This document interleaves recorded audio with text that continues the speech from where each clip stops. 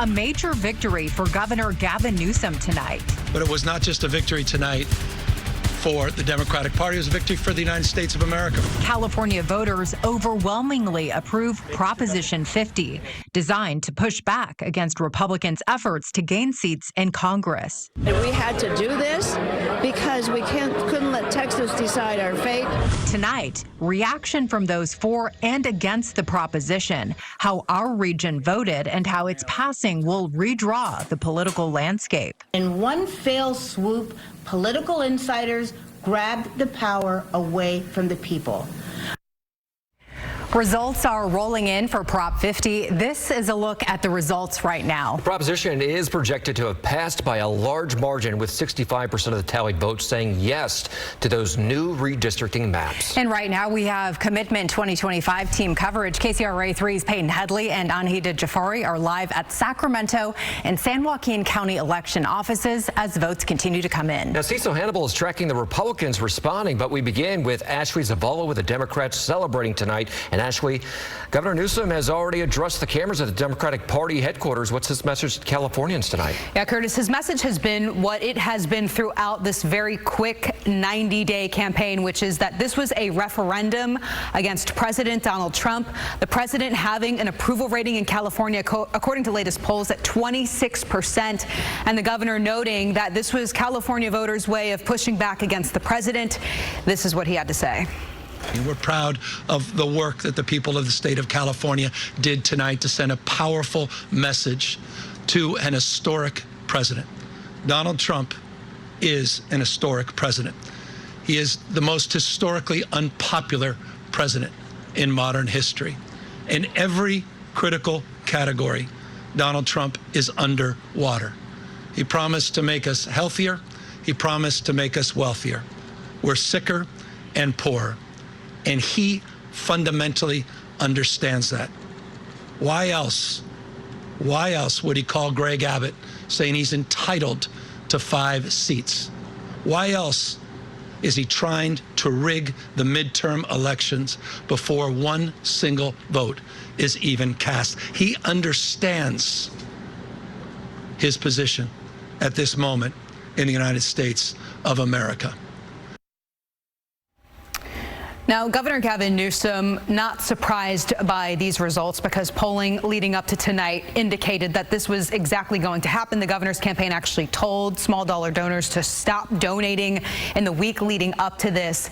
But Curtis and Andrea, I mean, ultimately that speech did not have the victory feel that you might feel on a night like this. It was more of one of there's more work that should be done, and that's the tone that the governor struck here. Yeah, it was certainly reserved for sure. Yeah. This redistricting effort, though, has snowballed. I mean, started in Texas, then California being a Democratic state doing it. Then we've heard of other Republican states. But have we heard of other Democratic states also trying to redistrict to get more seats into Congress? None substantively moving in that direction. In fact, Governor Gavin Newsom, toward the end of his speech tonight, called on Maryland, Virginia, Colorado, New York, Illinois, and other Democratic-led states to essentially step up and redistrict. We know from talking to Representative Zoe Lofgren, who leads the congressional delegation from California, the group of Democrats that represent California in the U.S. House of Representatives. She said that they're looking at it, but New York faces some legal challenges when it tries. Same thing for Illinois, and really it's just sort of a wait-and-see approach at this point for those other Democratic states. Okay. Yeah. All right, Ashley, thank you so much. And we're also hearing from California Republicans tonight. KCRA 3's Cecil Hannibal shares what they're saying about Prop 50. We're here outside of the headquarters for the California Republican Party here on election night, and we just heard from them after the news that Prop 50 has passed. They call it a sad day for their constituents. And we're going to have to look into the mirror and say, what can we do? What can we do to come together and see and protect the voices? More than 40% of this state is conservative. Community members throughout the state of California have spent tens of thousands of hours pouring input into the shaping of these districts, and in one fell swoop, political insiders grabbed the power away from the people. Overall, leaders within the California GOP say this was a tremendous loss for their party and the efforts they've made here in the state of California, but they say they plan to continue to mobilize and energize voters heading into next year's midterms. In Sacramento, Cecil Hannibal, KCRA 3 News. The 3rd Congressional District will be changing with the passage of Prop 50. The district currently covers much of California's border with Nevada, including parts of Sacramento, Yuba, and El Dorado counties. Congressman Kevin Kiley currently represents this district, and the new boundaries are highlighted here. Democrats will have an 8-point registration advantage over Republicans in the district. Congressman Ami Bera says he plans to run in District 3 because it covers a big part of Sacramento County.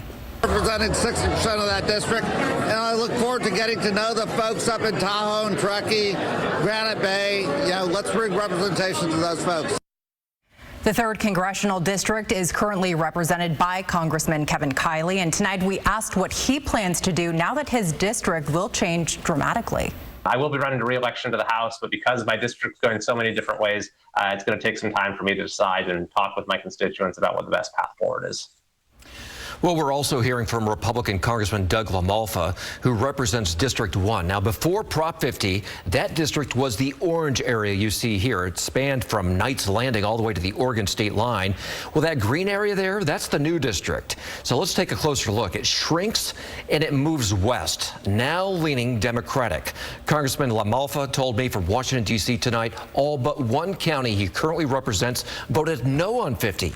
He's afraid they won't be heard or represented with these new districts. I feel like I've had my longtime constituents kidnapped from me on this, and we've poured our hearts into the district, me and my staff, for quite a few years in the different iterations, and it's bitterly disappointing on that. He says he'll be watching the legal challenges of Prop 50, and he told me even if those challenges are not successful, he does plan to run to keep the seat he has held since 2012. And we want to take a brief pause in our election coverage and turn it over to meteorologist Heather Waldman. So we know tomorrow is a KCRA 3 weather impact day. We know rain and snow are coming, but we want to start with the wind. So Heather, where is it picking up right now? Yeah, we're starting to feel the breeze pick up, especially over the Sierra and into the west side of the valley. Nothing too strong yet, but look at the winds flowing around this area of low pressure. The storm that's going to pass to our north, that's what's going to kick up the winds overnight tonight and into early tomorrow morning. Truckee has been gusting between 20 and 30 miles per hour over the last couple of hours. No gusts over 20 in the valley just yet, but watch how that changes. 4 o'clock tomorrow morning, west side of the valley easily gusting over 40 miles per hour. Those strong winds expand across the valley into the foothills and eventually into the Sierra. This is 9 o'clock Wednesday morning. Windy for everybody during the first half of the day. As we go into the afternoon, the breeze starts to back off for the lower elevations, but winds to 60 miles per hour possible over the Sierra crest, some of those wind-prone areas, and getting into the east slope of the Sierra as well. So the first half of the day tomorrow is certainly going to be windy. Back to you. All right, thank you. It is leaf season in Sacramento, and the wind and rain ahead. City crews are asking people to keep their storm drains clear. We will return to Heather with more on what you'll be waking up to. Yeah, and of course, in addition to the wind, we're talking about rain as well. So overall tomorrow, just kind of a stormy start to the day with the combo of the wet roads and the winds that you're going to have to deal with as well. For now, just have some clouds moving through. Rain doesn't really pick up until about 4 or 5 o'clock tomorrow morning. This is 4:30. Rain just starting to move into the valley. It'll reach Sacramento between 6 and 7 o'clock tomorrow morning. It will not last long, at least the steady rain for the valley. It will be steadier much longer into the foothills. And for the Sierra, if we get into chain controls, that's most likely between about 9 and 10 o'clock tomorrow morning. After that, the snow level lifts quite a bit. As we go through Wednesday afternoon, notice the valley mainly dry, but in the Sierra and in the foothills, those on and off light to moderate rain showers, those continue throughout the day. The Wednesday evening commute much easier than the Wednesday morning commute. And by the time we get to Thursday, everything's drying back out again. The winds will be a lot lighter as well. So how much rain are we talking? Well, we've actually increased the numbers a little bit compared to what we were thinking yesterday. Up to an inch of rain, especially for the east side of the Sacramento Valley. Farther west you go, closer to the coastal hills, the lower those numbers are going to be, but still close to a ½ inch at minimum for Yuba City and for Sacramento. Lower numbers as you go to the south. Look at the coastal hills. And look at the higher Sierra up above, say, 5,000 feet, 2 to 3 inches of rain for Blue Canyon and in northern Lake County. Truckee, South Lake Tahoe also just picking up rain with this round. We will get a little bit of snow over the passes. Donner and Echo Summit generally less than an inch. That is still enough that we may see chain controls for a few hours. Back to you. Okay, Heather, thank you. And KCRA 3 will stay on top of the changing weather through tomorrow morning. Meteorologist Tamara Berg and traffic expert Brian Hickey will track the conditions starting at 4 in the morning on KCRA 3. You can send in your videos and pictures of the weather in your neighborhood. We'll show them on air. Go to kcra.com/upload. And we want to turn back to our Commitment 2025 team coverage now, and ballots are still being counted. And we have reporters Peyton Headley and Anahita Jafari live at Sacramento and San Joaquin County election offices. We begin with Peyton. Yeah, hey, well, in the life of a ballot here, this is about midway through. They've been filled out and brought back to the county, and inside of here now, these volunteers are processing them. So the signatures have been verified, they have been separated from their envelopes, and they are getting ready to go inside of the tabulator. So right now, they're making sure that all of these ballots are facing the same way. There's not any tears, any rips, any weird markings. And then once they are through with that, then they will head into this room here through these glass windows. That is the ballot tabulation room, and inside there, those machines that you're looking at, that is what will count all of those ballots. So we spoke with an official with the county not long ago. He says they still have a lot of ballots to receive and to count like any election, but he says it's far different from past elections just by how quickly they had to prepare for this one.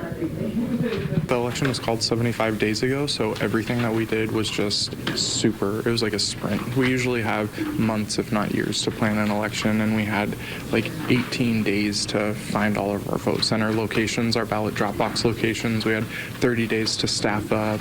It was just a lot of upfront work very quickly. And they are getting ready there in that ballot tabulation room. They're expecting to run through those machines starting at about 10:30. And of course, they're still waiting to receive ballots from some of the vote centers. A few of them stayed open later than 8 because they had so many people waiting in line before they were able to close. But of course, they will count every single vote until they can certify the election. And some new numbers from Sacramento County. We know that turnout so far here is just above 40%. The total ballots returned is over 370,000. And about 270,000 of that, I believe, were mail-in ballots, and the rest were in-person or drop-box voting, but still a lot of ballots to come in here tonight. Live in Sacramento County, Peyton Headley, KCRA 3 News. Yeah, we appreciate all of their hard work here. Thank you so much, Peyton. All right, so let's check in with Anahita Jafari live in San Joaquin County. How are things going there, Anahita? It's busy over here. We're at the San Joaquin County Registrar of Voters warehouse, where there are more than 100 volunteers processing ballots. We want to give you a live look at what we're seeing out here. Take a look. The ROV has confirmed 24,861 people voted here in person, and that's about half as many as last November. Where you're looking right now, this is the left of the warehouse, and volunteers are scanning every ballot box. You can see them coming off of that truck and scanning devices. And I want to gear your attention a little bit to the center, and you can see there's vote by mail ballots and same-day registration provisional ballots that are getting a raw count. And then right behind you, back over to where I'm standing, there are these blue Ziplocs that they're all being loaded into. They'll be taken from those blue Ziplocs and moved into those transport bags and then head downtown to the office for processing. This is the opportunity where all of the vote-by-mail ballots that we've received through Saturday have already been tabulated at 8 p.m., so those results are now on our website, and now we're waiting for poll ballots to start to come in. We're going to be reporting every 2 hours until all the poll ballots are counted tonight, and when that's all completed, we'll resume tomorrow morning at the office. Our next report will be on Friday by 7 p.m., and then Monday, Wednesday, Friday until we've completed the election. It's a really long night for these volunteers. The ROV says that they're probably going to be here until about midnight. Live in San Joaquin County, I'm Anahita Jafari, KCRA 3 News. All right, Anahita, thank you. And we want to walk you through exactly how we obtain these ballot results. Many news organizations like us report from the Associated Press. The AP collects the numbers through vote count reporters who work with local election officials to collect the results directly from counties or precincts. Now, these reporters voters then submit the results electronically, and that means AP is continuously updating its count. In a general election, the AP can make as many as 21,000 updates each hour.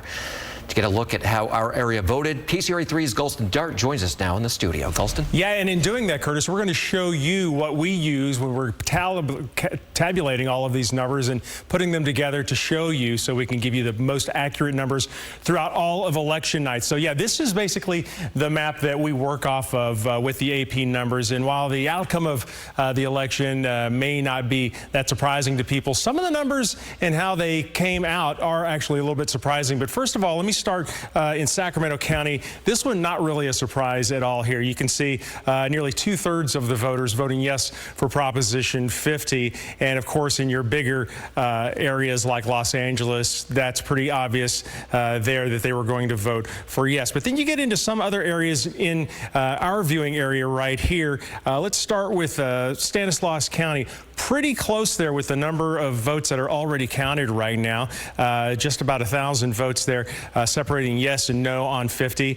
And also in Merced County, very close there as well. And you can see in San Joaquin County, fairly close. And then you get out into some of our other counties out to the east that are in our area. Placer County, the vote on the no on 50 is beating the yes on 50 vote. In some of our more conservative areas, politically speaking, El Dorado County, the same thing right now, 39,000 votes versus 29,000. So you can just click through here and see exactly how this is all playing out. And when you add it all up, obviously, the yes on 50 is passing overwhelmingly.